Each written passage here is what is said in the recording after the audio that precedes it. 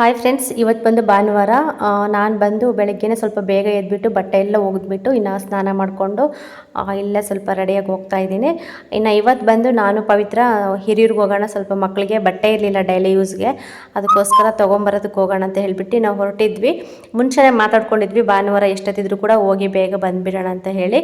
ಅದಕ್ಕೋಸ್ಕರ ಸ್ವಲ್ಪ ಲೇಟ್ ಆಯಿತು. ಇನ್ನು ನನ್ನ ಮಗ ಎದ್ದೊಳೋದೇ ಸ್ವಲ್ಪ ಲೇಟ್ ಆಯಿತು. ಇನ್ನು ಅವನು ಎದ್ದಳಷ್ಟೊತ್ತಿಗೆ ಸದ್ಯ ಬಟ್ಟೆ ಕೂಡ ಎಲ್ಲ ಒಗೆದ್ಬಿಟ್ಟು ಇನ್ನು ಸ್ನಾನಗಿನ ಮಾಡಿಕೊಂಡು ಇಲ್ಲೇ ಹೊರಡ್ತಾ ಇದ್ದೀವಿ. ಈಗ ಮನೆಗೆ ಹೋಗೋಷ್ಟೊತ್ತಿಗೆ ಆಗಲೇ ಒಂದು 9:15 ಏನಾಗಿತ್ತು ಟೈಮ್ ಕೂಡ ಆಗಿಬಿಟ್ಟಿತ್ತು ಇವತ್ತು ಬಟ್ಟೆ ಇರೋದ್ರಿಂದ.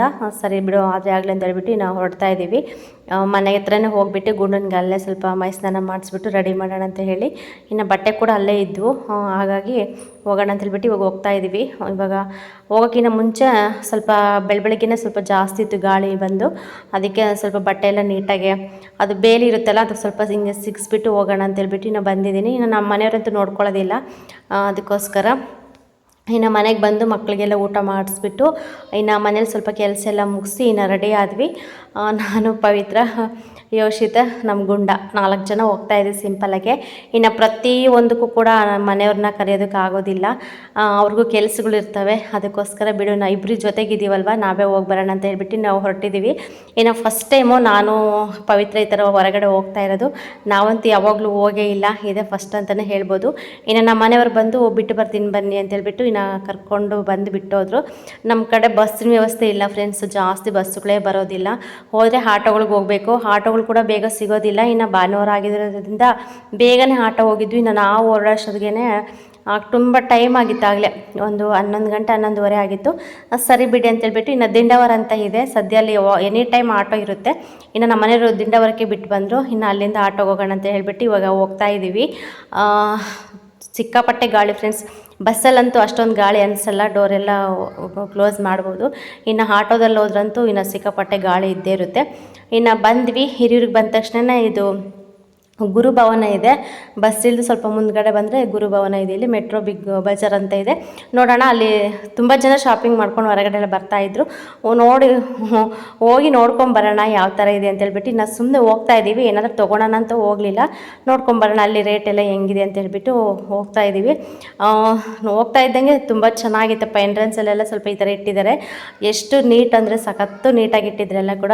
ಏನೋ ಅಲ್ಲೆಲ್ಲ ನೋಡ್ತಾ ಇದ್ದರೆ ಅವ್ರು ಜೋಡಿಸಿರೋದಕ್ಕೆ ನಮ್ಗೆ ಒಂಥರ ಖುಷಿ ಆಗ್ತಾ ಇರುತ್ತೆ ನೋಡೋದಕ್ಕೆ, ಅಷ್ಟು ಚೆನ್ನಾಗಿ ಜೋಡಿಸಿದ್ರು. ಇನ್ನು ರೇಟ್ ಅಂತೂ ಗೊತ್ತಿರುತ್ತಲ್ಲ, ಈ ಥರ ಅಂದರೆ ಮಾಲ್ಗಳಲ್ಲಿ ಈ ಥರ ಇಟ್ಟಿರೋದ್ರಲ್ಲೆಲ್ಲ ಸ್ವಲ್ಪ ಫಿಕ್ಸೆಡ್ ರೇಟ್ ಇಟ್ಬಿಡ್ತಾರೆ, ಕ್ವಾಲಿಟಿ ವೈಸ್ ನೋಡಿಬಿಟ್ಟು ಫಿಕ್ಸೆಡ್ ಇರ್ತಾರೆ. ಇನ್ನು ಬೊಂಬೆಗಳು, ಇನ್ನು ಮಕ್ಳು ಕರ್ಕೊಂಡು ಹೋದ್ರಂತೂ ಇಂಥ ಪ್ಲೇಸ್ಗೆ ನಿಜವಾಗ್ಲೂ ಮರೆತುಬಿಟ್ಟು ಕರ್ಕೊಂಡು ಹೋಗ್ಬಿಡ್ತೀವಿ ಸಡನ್ನಾಗೆ. ಇನ್ನು ನನ್ನ ಮಗಂತೂ ನೋಡಿದ ತಕ್ಷಣ ಕಣ್ಣಿಗೆ ಏನು ಸಿಗುತ್ತೋ ಅದನ್ನೇ ತೊಗೋಬೇಕಂತೇಳ್ಬಿಟ್ಟು ಇನ್ನು ಹುಡುಕ್ತಾ ಇದ್ದ, ಏನು ಕಾಣಿಸುತ್ತೆ ಅಂತೇಳ್ಬಿಟ್ಟು. ಅಷ್ಟರಲ್ಲಿ ಬೊಂಬೆಗಳೆಲ್ಲ ಕಂಡುಬಿಟ್ಟು ಇನ್ನು ಸ್ವಲ್ಪ ಅಲ್ಲೇ ಆಟ ಸಾಮಾನೆಲ್ಲ ಇತ್ತು ಆಟ ಆಡೋದಕ್ಕೆ ಅಂತೇಳ್ಬಿಟ್ಟು ಅದ್ರ ಮೇಲೆ ಕಣ್ಣು ಬಿತ್ತು. ಅವನು ಅಲ್ಲೇ ನಿಂತ್ಕೊಂಡಿದ್ದ. ಇನ್ನು ಪವಿತ್ರ ಇಲ್ಲಿ ನೋಡ್ತಾ ಇದ್ದಾಳೆ, ಚಿಕ್ಕ ಮಕ್ಕಳಿಗೆ ಟೀ ಶರ್ಟು ಮತ್ತು ಪ್ಯಾಂಟ್ ಅವೆಲ್ಲ ಇದ್ದಾವೆ ಅಂತೇಳ್ಬಿಟ್ಟು ಇನ್ನು ತೊಗೊಳೋಣ ಅಂತ ನೋಡ್ತಾ ಇದ್ದಾಳೆ. ಇನ್ನು ಕ್ವಾಲಿಟಿ ವೈಸ್ ಸುಮಾರಿದ್ದರೂ ಕೂಡ ಫಿಕ್ಸೆಡ್ಡು, ಅವರು ಜಾಸ್ತಿ ನಾವು ಕೇಳಿರೋ ರೇಟಿಗೆ ಅವರು ಕೊಡೋದಿಲ್ಲ. ಅದರಲ್ಲಾಗಲೇ MRP ಹಾಕ್ಬಿಟ್ಟಿರ್ತಾರೆ. ಇನ್ನು ಅದಕ್ಕೋಸ್ಕರ ಅದರಲ್ಲಿ ಯಾವುದು ತೊಗೋಬೇಕಂದ್ರೆ ಅದರಲ್ಲಿ ಏನು ರೇಟ್ ಇರುತ್ತೋ ಅದು ತೊಗೋಬೇಕು.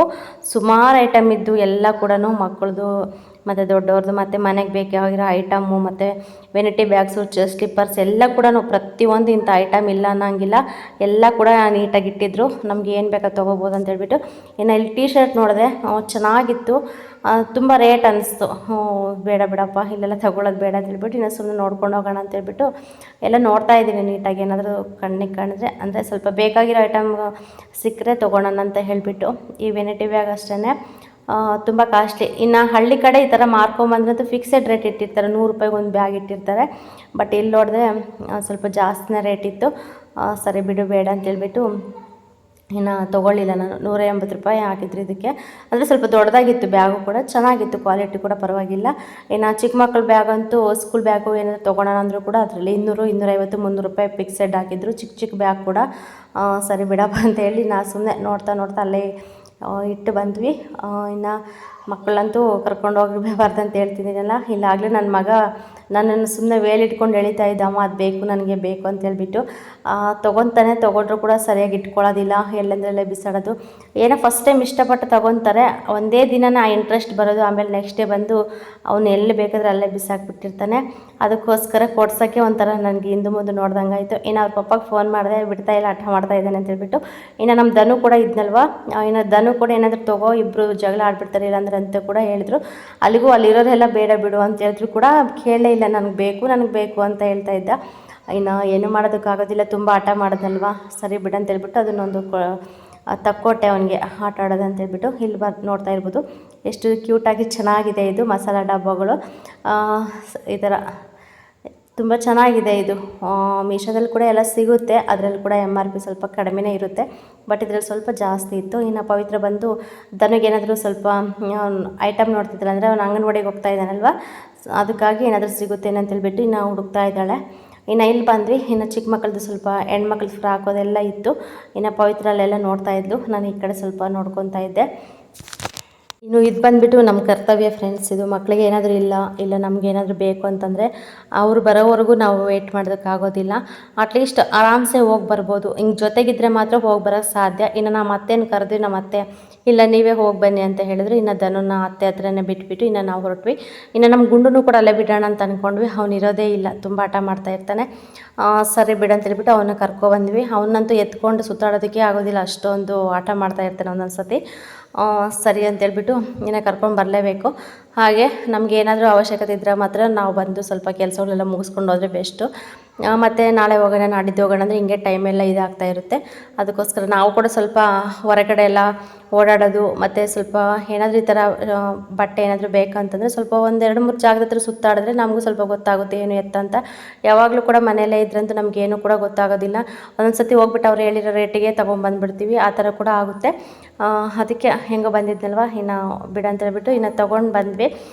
ಅಲ್ಲಿ ಶಾಪಿಂಗ್ ಮಾಲಿಂದ ಅಂದರೆ ಗುರುಭವನದಿಂದ ಹೊರಗಡೆ ಬಂದು ನಾವು ಹೊರಗಡೆನೇ ತೊಗೊಂಡು ಬಟ್ಟೆ. ತುಂಬ ಚೆನ್ನಾಗಿ ಸಿಕ್ತಪ್ಪ, ಕ್ವಾಲಿಟಿ ಕೂಡ ತುಂಬ ಚೆನ್ನಾಗಿತ್ತು. ನಾವು ಯಾವ ಥರ ರೇಟಿಗೆ ಬೇಕೋ ಅಂತ ಅಂದ್ಕೊಂಡಿದ್ವಿ ಅದೇ ರೇಟಿಗೆ ಸಿಕ್ತು. ಸರಿ ಬಿಡು ಅಂತ ಹೇಳ್ಬಿಟ್ಟು ನಾವು ತೊಗೊಂಡು ಸೀದಾ ಬೇಕ್ರಿ ಹತ್ರ ಬಂದ್ವಿ. ಅಲ್ಲಿಗೂ ಬಿಸಿಲು ಅಂದರೆ ಸಿಕ್ಕಾಪಟ್ಟೆ ಬಿಸಿಲಿತ್ತು, ಒಂದು ಸ್ವಲ್ಪ ಸುಸ್ತಾಗಿಬಿಟ್ಟಿತ್ತು. ಮಕ್ಕಳನ್ನ ಕೂಡ ಎತ್ಕೊಂಡು ಅದೆಲ್ಲ ಬಟ್ಟೆ ತೆಗಿಬೇಕಂದ್ರೆ ಸ್ವಲ್ಪ ಕಷ್ಟ ಆಗುತ್ತೆ. ಒಬ್ರಿಗಿಬ್ರಿಗಾದ್ರೂ ತೆಗಿಬೋದು, ಇನ್ನು 3 ಜನಕ್ಕಲ್ವ. ಇನ್ನು ಟೀ ಶರ್ಟುಗಳು, ಪ್ಯಾಂಟುಗಳು ಮತ್ತು ಸ್ವಲ್ಪ ಚಡ್ಡಿಗಳು ಮತ್ತು ಬರ್ಮಡಗಳು ಅವೆಲ್ಲ ಸ್ವಲ್ಪ ತಗೊಂಡ್ವಿ. ಅದಕ್ಕೆ ಸುಸ್ತಾದಂಗೆ ಆಗ್ಬಿಡ್ತು. ಇನ್ನು ಬಂದು ಬೇಕ್ರಿ ಹತ್ರ ಒಂದು ಸ್ವಲ್ಪ ಜ್ಯೂಸ್ ತೊಗೊಳೋಣ ಅಂತ ಹೇಳ್ಬಿಟ್ಟು ಜ್ಯೂಸ್ ಕೊಡ್ತೀವಿ. ಇನ್ನು ನೋಡಿದ್ವಿ ಬಸ್ಸಂತೂ ಯಾವ ಇರಲಿಲ್ಲ, ಬಸ್ ಬರೋದೇ ಸಾಯಂಕಾಲ ಆಗುತ್ತೆ, ಒಂದು 4 ಗಂಟೆ 5 ಗಂಟೆ ಆಗ್ತಾಯಿತ್ತು. ಸರಿ ಬಿಡಪ್ಪ ಅಷ್ಟೊತ್ತವರೆಗೆ ಇರೋಕ್ಕಾಗೋದಿಲ್ಲ ಅಂತ ಹೇಳಿಬಿಟ್ಟು ಇನ್ನು ಇಲ್ಲಿ ಬಂದು ಎಗ್ ರೈಸ್ ತಿನ್ನೋಣ ಅಂತ ಹೇಳಿ. ಇದು ಪ್ರತಿಯೊಬ್ಬರಿಗೂ ಆಸೆ ಹೆಣ್ಮಕ್ಳಿಗೆ. ಈ ಥರ ಎಲ್ಲಾದರೂ ಸಿಟಿಗೆ ಹೋದ್ರಂತೂ ಇನ್ನು ತಿನ್ನಬೇಕು ಅಂತ ಅನ್ನಿಸ್ತಾ ಇರುತ್ತೆ. ಅಲ್ಲಿ ಬಿಸಿದು ಮಾಡ್ತಾ ಇರ್ತಾರಪ್ಪ, ನೋಡಿದ್ರೆ ಬಿಡೋದಕ್ಕೆ ಇಷ್ಟ ಆಗೋಲ್ಲ, ತಿನ್ಕೊಂಬರೋಣ ಅಂತ ಅನಿಸ್ತಾಯಿತ್ತು. ಇನ್ನು ಟೈಮ್ ಬಂದು ಸುಮಾರಾಗಿ 1-2:15 ಆಗಿತ್ತು. ಇನ್ನು ಊಟ ಟೈಮ್ ಕೂಡ ಆಗಿತ್ತಲ್ಲ, ಇನ್ನು ಊರಿಗೆ ಹೋಗೋಷ್ಟೊತ್ತಿಗೆ ಲೇಟ್ ಆಗುತ್ತೆ ಇನ್ನು ಅಂತೇಳ್ಬಿಟ್ಟು ಇನ್ನು ಅಲ್ಲೇ ಸ್ವಲ್ಪ ಎಗ್ ರೈಸ್ ತಿನ್ಕೊಂಡು ಇನ್ನು ಆಟೋ ಹತ್ತಿದ್ವಿ. ಸದ್ಯ ಅಲ್ಲಿ ಕೂಡ ಒಂದು ಆಟೋ ಸಿಕ್ತು. ಇನ್ನು ಮುಂದ್ಗಡೆ ಅಂತೂ ಸೀಟ್ ಸಿಗಲಿಲ್ಲ, ಹಿಂದ್ಗಡೆನೇ ಸ್ವಲ್ಪ ಸೇಫ್ಟಿಯಾಗಿ ಕೂತ್ಕೊಂಡು ಇನ್ನು ಮನೆಗೆ ಬಂದು ಇನ್ನು ಮಕ್ಳಿಗೆ ಬಟ್ಟೆ ಏನೇನು ತಂದಿದ್ದು ಎಲ್ಲ ಅತ್ತೆ ಮಾವನಿಗೆಲ್ಲ ತೋರಿಸ್ಬಿಟ್ಟು ಇನ್ನು ಎಲ್ಲ ಎತ್ತಿಟ್ಬಿಟ್ಟು ಒಂದು ಸ್ವಲ್ಪ ತಂಗಿ ರೆಸ್ಟ್ ಮಾಡಿಬಿಟ್ಟು ಇನ್ನು ಸಾಯಂಕಾಲಕ್ಕೆ ಅಡುಗೆ ಸ್ಟಾರ್ಟ್ ಮಾಡಿದ್ವಿ. ಇನ್ನು ಕಂಪಲ್ಸರಿ ಅಡುಗೆ ಬೇಕಲ್ಲ ಸಾಯಂಕಾಲಕ್ಕೆ ಅಂತ ಹೇಳಿ ಇನ್ನು ಮಕ್ಕಳೆಲ್ಲ ಸ್ವಲ್ಪ ಸುಧಾರಿಸ್ಕೊಂಡು ಒಂದು ಕಡೆಗೆ ಅನ್ನಕ್ಕೆ ಇಟ್ಟಿದ್ದೆ. ಇನ್ನು ಪವಿತ್ರ ಬಂದು ಸಾಂಬಾರಿಗೆ ಎಲ್ಲ ಜೋಡಿಸೋಣ ಅಂತಬಿಟ್ಟು ಸಾಂಬಾರಿಗೆಲ್ಲ ಜೋಡಿಸಿದ್ಲು. ಇನ್ನು ಇಲ್ಲಿ ಬಂದು ನಮ್ಮ ಮಾವ ಬೀಡಿ ಸುತ್ತಿರೋ ಬೀಡಿ ಎಲ್ಲ ಸುಮ್ಮನೆ ಹಿಂಗೆ ಜೋಡಿಸ್ತಾ ಇದ್ದಾರೆ ನೀಟಾಗೆ. ಇದು ಅಂದರೆ ಸುತ್ತಿರೋದಷ್ಟೇ, ಇದನ್ನೆಲ್ಲ ಹೊಗೆ ಸೊಪ್ಪೆಲ್ಲ ತುಂಬಬೇಕು ನೀಟಾಗೆ. ಆಮೇಲೆ ಇದು ಸ್ವಲ್ಪ ಮಿಲಾಯಿಸ್ಬಿಟ್ಟು ಬೀಡಿ ಎಲ್ಲ ರೆಡಿ ಮಾಡ್ತಾರೆ. ಇದು ಸುತ್ತಿರೋ ಬೀಡಿನ ಹಂಗೆ ಬಿಡೋದಿಲ್ಲ, ನೀಟಾಗಿ ಜೋಡಿಸ್ಬಿಟ್ಟು ಒಂದಾದ್ರೆ ಎತ್ತಿಡ್ತಾ ಇರ್ತಾರೆ. ಇನ್ನು ಇಲ್ಲಿ ಬಂದುಬಿಟ್ಟು ಮುದ್ದೆಗೆ ಇಕ್ಕಣ ಅಂತ ಹೇಳ್ಬಿಟ್ಟು ಪವಿತ್ರ ಮುದ್ದೆ ಕೂಡ ಇಡ್ತಾ ಇದ್ದಾಳೆ. ಹಿಂಗೆ ಕೆಲಸ ಅಂತ ಇದ್ದೇ ಇರುತ್ತೆ ಮನೇಲಿ. ಎಲ್ಲೋಗಿ ಬಂದರೂ ಕೂಡ ಮನೇಲಿ ಅಡುಗೆ ಕೆಲಸ ಅಂತ ತಪ್ಪೋದೇ ಇಲ್ಲ. ಇನ್ನು ಅಟ್ಲೀಸ್ಟ್ ಹಿಂಗೆಲ್ಲಾದರೂ ಹೋಗಿ ಬಂದಾಗ ಯಾರಾದರೂ ಸ್ವಲ್ಪ ಅಡುಗೆ ಮಾಡಿಟ್ರೆ ಸಾಕಪ್ಪ ಅಂತ ಅನಿಸ್ತಾ ಇರುತ್ತೆ. ಬಟ್ ಯಾರು ಮಾಡಿ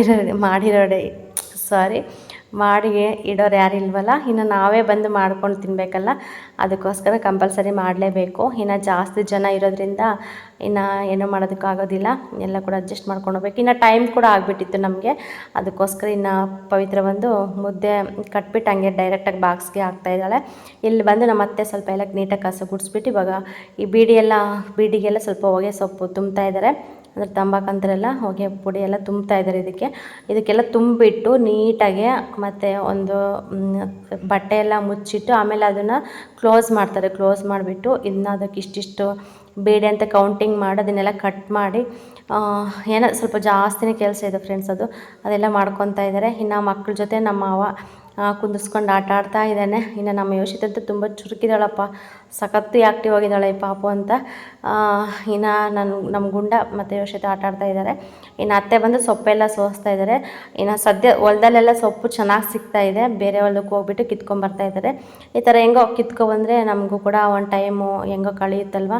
ಇನ್ನು ಸ್ವಲ್ಪ ಜಾಸ್ತಿ ಸಾಂಬಾರೆಲ್ಲ ಮಾಡಬೇಕಾಗುತ್ತಲ್ವ, ಅದಕ್ಕೋಸ್ಕರ ಬರೀ ತರಕಾರಿ ಅಂದರೆ ತರಕಾರಿಗೆ ದುಡ್ಡಿಡೋದಕ್ಕೆ ಆಗೋದಿಲ್ಲ, ಅಷ್ಟೊಂದು ಇದಾಗ್ತಾ ಇರುತ್ತೆ, ಮನೇಲಿ ಖರ್ಚು ಜಾಸ್ತಿ ಇರುತ್ತೆ.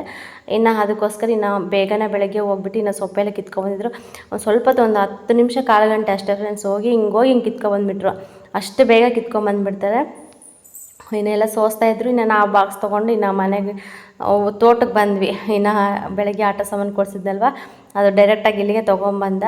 ಇಲ್ಲೇ ಆಟ ಆಡ್ತೀನಿ ಅಂತ ಹೇಳಿ ಅಲ್ಲಿದ್ದರೆ ಇಬ್ಬರು ಜಗಳ ಮಾಡ್ಕೊತಾರೆ ಅಂತ ಹೇಳಿಬಿಟ್ಟು ಇಲ್ಲಿಗೆ ತೊಗೊಂಡ್ಬಂದ್ವಿ.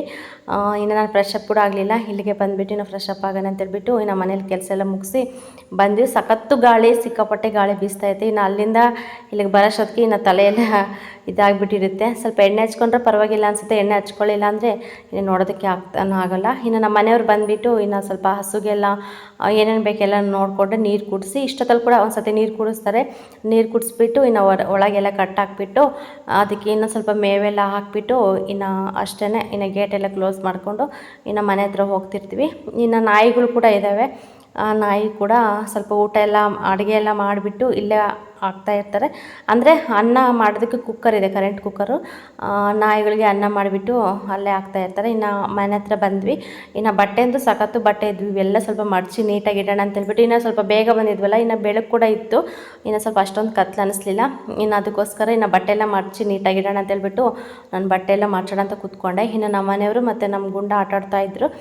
ಸರಿ ಬಿಡು, ಅಷ್ಟರೊಳಗೆ ಸ್ವಲ್ಪ ಬಟ್ಟೆ ಎಲ್ಲ ಮಡಚಿ ಸ್ವಲ್ಪ ನೀಟಾಗಿ ಇಟ್ಕೊಳ್ಳೋಣ ಅಂತೇಳ್ಬಿಟ್ಟು ಈ ಕೆಲಸಗಳೆಲ್ಲ ಸ್ಟಾರ್ಟ್ ಮಾಡಿದೆ. ಅವಾಗವಾಗ ಎಲ್ಲ ಸ್ವಲ್ಪ ಕ್ಲೀನ್ ಮಾಡ್ಕೊತಾ ಇರ್ತೀನಿ. ಇನ್ನು ಸ್ವಲ್ಪ ಇಲ್ಲಿ ಜಿರಳೆ ಕಾಟವೆಲ್ಲ ಜಾಸ್ತಿ ಆಗಿರುತ್ತಲ್ಲ, ಇನ್ನು ಇಟ್ಟಿರೋ ಹತ್ರನೇ ಇಟ್ಬಿಟ್ರೆ ಸ್ವಲ್ಪ ಇದಾಗುತ್ತೆ ಅಂತೇಳ್ಬಿಟ್ಟು ಒಂದು ಕವರು ಮತ್ತು ಒಂದು ಬ್ಯಾಗೆಲ್ಲ ತೊಗೊಂಬಂದು ನೀಟಾಗಿ ಜೋಡಿಸಿ ಇನ್ನು ನಮ್ಮ ಮನೆಯವ್ರ ಬಟ್ಟೆ ಮತ್ತು ನಮ್ಮ ಬಟ್ಟೆ ಎಲ್ಲ ಸಪ್ರೇಟ್ ಮಾಡ್ಕೊತಾ ಇದ್ದೀನಿ.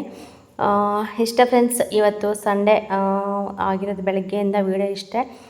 ಯಾರಾದರೂ ಹೊಸ್ದಾಗಿ ನನ್ನ ಚಾನಲ್ ನೋಡಿದ್ರೆ ಪ್ಲೀಸ್ ಸಬ್ಸ್ಕ್ರೈಬ್ ಮಾಡ್ಕೊಂಡು ಚಾನಲ್ ನೋಡಿ, ಹಾಗೆ ಸಪೋರ್ಟ್ ಮಾಡಿ, ಹಾಗೆ ಸಬ್ಸ್ಕ್ರೈಬ್ ಮಾಡ್ಕೊಳ್ಳಿ, ಮತ್ತು ನಿಮ್ಮ ಫ್ರೆಂಡ್ಸು ಫ್ಯಾಮಿಲಿಗೆಲ್ಲ ಶೇರ್ ಮಾಡಿ ಅಂತ ಕೇಳ್ಕೊಳ್ತೀನಿ.